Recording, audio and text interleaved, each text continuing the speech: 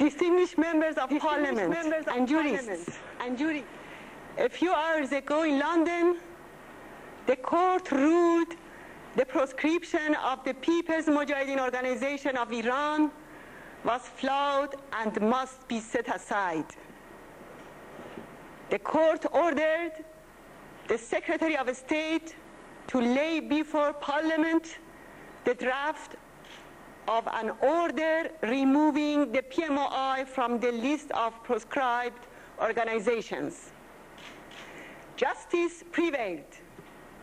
This ruling is a great victory for the Iranian people and freedom-loving people everywhere. And on behalf of the world community, it will send a message of firmness to the religious fascism ruling Iran.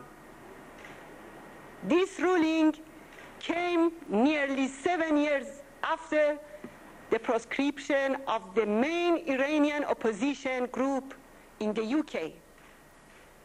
35 distinguished parliamentarians filed the present appeal. They initiated this judicial process and must be congratulated. I thank Lord Slim, Lord Corbett, Lord Johnson, Lord Archer of Sandwell, Lord Waddington, Lord Fraser, Lord Clark, Roger Gale, Andrew McKinley, Brian Billy, and Baroness Harris. Let me pay homage to the memory of the late Lord Renton. He was also an appellant, and I'm certain that he's with us in this victory today in spirit.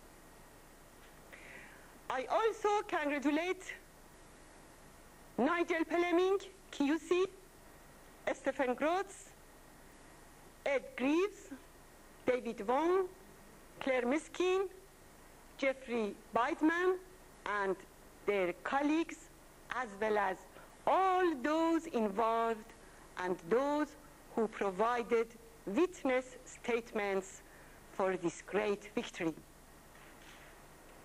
And on behalf of the Iranian people, the National Council of Resistance of Iran, and the Mujahideen in Ashraf, I extend my gratitude. This victory is indeed the victory of human values and a recognition of the right to resistance for freedom. The damaging consequences of PMOI's proscription can only be compared with the 1953 coup d'etat against the nationalist government of Dr. Mohammad Mossadegh in Iran. The difference is that at that time, an organized resistance movement which would have offered 120,000 martyrs to the cause of freedom did not exist. This terror label denies the Iranian people's right to achieve freedom, and it is an attempt to destroy the resistance of a nation against a religious dictatorship. This label led to bombing of PMOI camps in Iraq in 2003 and 5 years of restrictions on PMOI in Iraq and the brutal attack to the office of NCRI in Paris on June 17, 2003 by the French police. Because of the terror label, the Iranian regime had a freer reign to torture, execute, as well as to export terrorism during the past decade.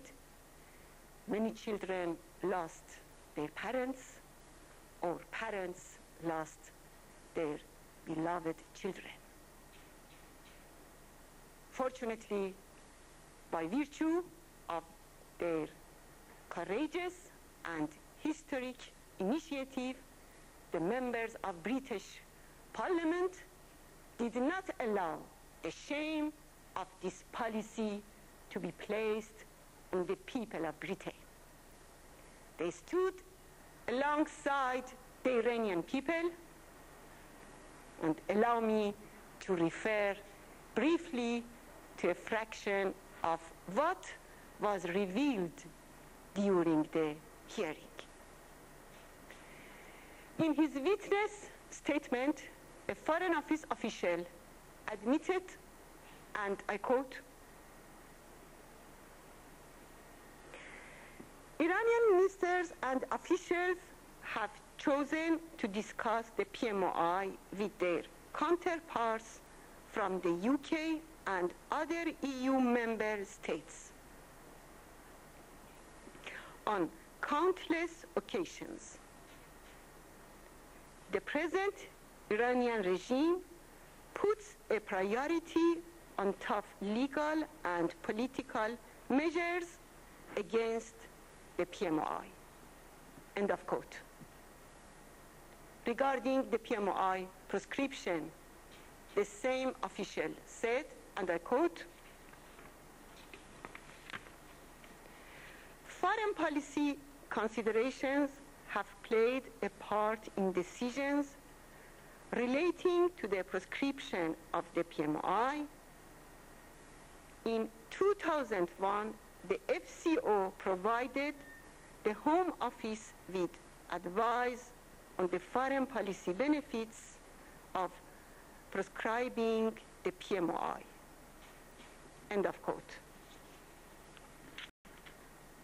He also acknowledged that the same recommendation was made in 2006.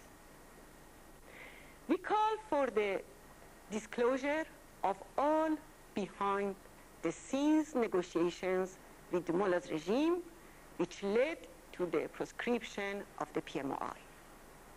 The same Foreign Office official further stated that relations with Iran was important in order to encourage Iran to address international concerns in areas that affect the UK interests, including its support for terrorism. This is paying ransom to terrorists, not combating terrorism. And he continues, and I quote,